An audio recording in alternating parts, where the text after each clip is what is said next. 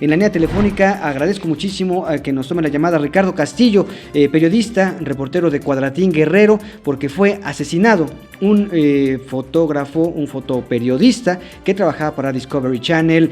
Ricardo, bienvenido, buenas tardes. Hola, ¿qué tal? Muy buenas tardes, Jonathan. Efectivamente, como lo mencionas, el cinefotógrafo de Discovery Channel, Eric Castillo Sánchez, fue asesinado en la carretera que lleva a la playa turística de Barra Vieja, aquí en Acapulco, cuando salía de una tienda de conveniencia aproximadamente a las 8:30 de la noche de este miércoles. Y bueno, pues esta mañana el gobernador Héctor Astudillo Flores aseguró que el estado de Guerrero se encuentra dentro de la normalidad en materia de seguridad, aunque admitió que hay acontecimientos lamentables como el crimen del fotógrafo de Discovery Channel que dan pena, dijo, y vergüenza. Astudillo Flores indicó que los hechos de violencia deben enfrentarse y dijo que su gobierno tiene la determinación de detener a los responsables a como dé lugar.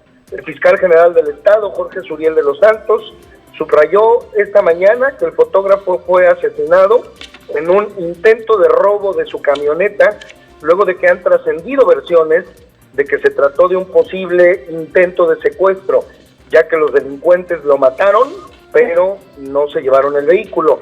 Tanto el gobernador como el fiscal insistieron por separado en que no hay que perder de vista que los delitos van a la baja en Guerrero, sobre todo los homicidios, según dijeron. Jonathan, es la información desde pues, Acapulco, Guerrero. Los políticos, mi querido Ricardo, ya lo sabes, los políticos dicen una cosa, pero la terca realidad siempre se les termina estallando en la cara.